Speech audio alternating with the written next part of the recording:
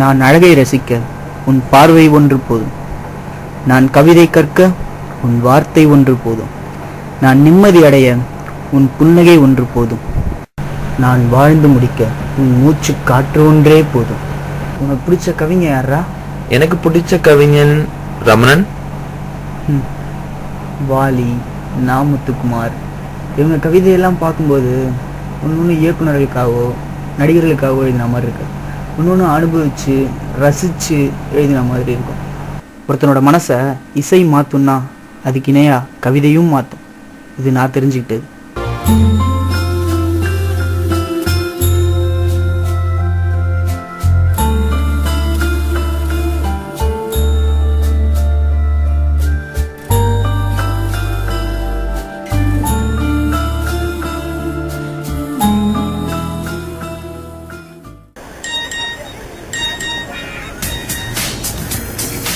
Hello சந்திரன். சொல்லு திவ்யா.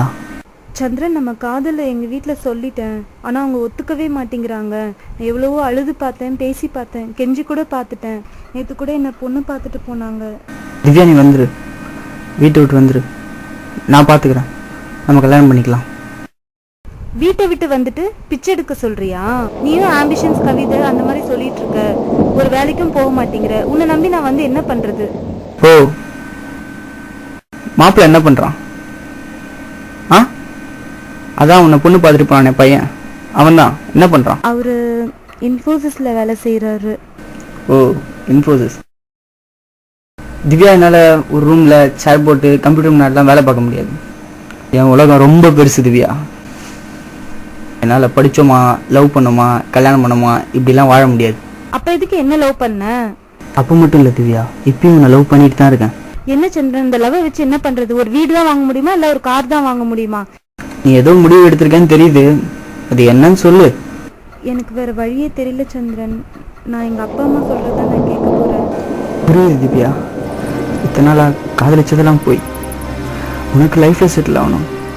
அதுக்கு அழகான இருந்தா போதும், நல்ல வேலையில இருந்தா போதும். இன்ஃபோசிஸ் நான்லாம் வேஸ்ட். ஆமா சந்திரன், பாய். திவ்யா, திவ்யா.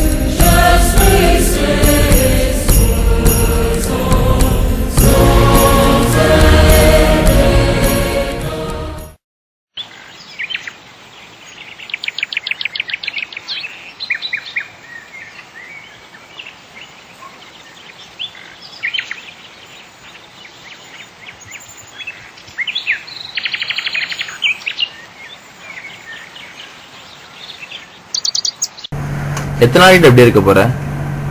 எங்க போற, எங்க வர, யாருக்கு எதுவும் தெரியலடா. ஏன்டா அப்படி இருக்க? அவளினா நாங்களாம் இல்லையடா உனக்கு. டேய் டேய், நான் பேசுறது கேளுடா. எல்லாம் முடிஞ்சிருச்சுடா.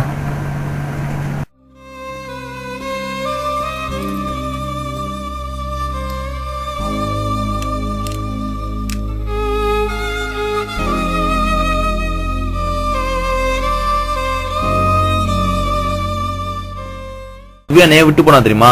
உங்ககிட்ட பணம் இல்ல, காசு இல்ல, எதுவுமே இல்லடா. நீ யாருன்னு அவளுக்கு காட்டணும். ஏதோ கவிதை அது இதுன்னு சொன்னியே, எனக்கு மட்டும் தெரிஞ்ச நீ இந்த உலகத்துக்கு யாருன்னு காட்டணும்.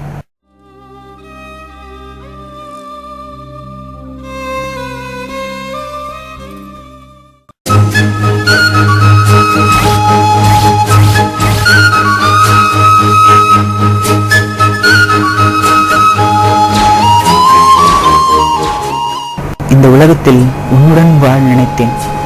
நாம் பிரிந்த பின் இந்த உலகத்தில் வாழ வேண்டுமா என்று நினைத்தேன். உன் நினைவால் என்னிடம் இருப்பது உன் நினைவுகள் மட்டுமே. உன் நினைவுகள் மட்டும் போதும் நான் வாழ்ந்து முடிக்க.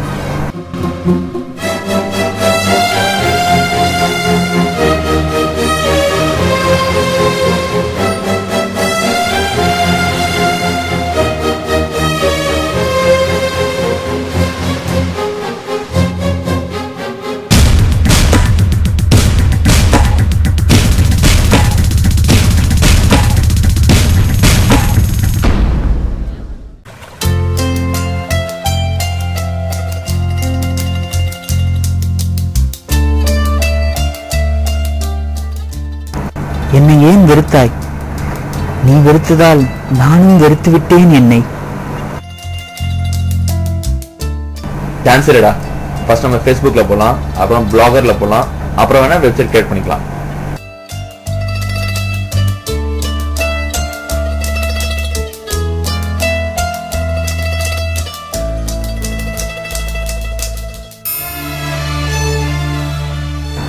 உனக்காக பிறந்தேன். நீ இருக்க சொன்னால் இருப்பேன், நீ இறக்க சொன்னால் இறப்பேன். எனக்கு நீ வேண்டாம், உன் காதல் வேண்டாம், உன் புன்னகை மட்டும் போதும்.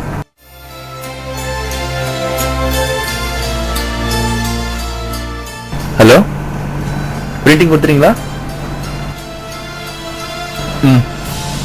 Okay, thank you. பிரிண்டிங் முடிச்சாண்டா, ஃபர்ஸ்ட் காப்பி ரெடி ஆயிடுச்சு. நீ ஒருத்தர் போய் பார்த்துட்டேன்னா நம்ம ப்ரொசீட் பண்ணலாம். நான் போலடா, நீ எப்போ? இது இன்னொரு கவிதைடா, நீ தான் போய் பார்க்கணும். நீ எப்போ?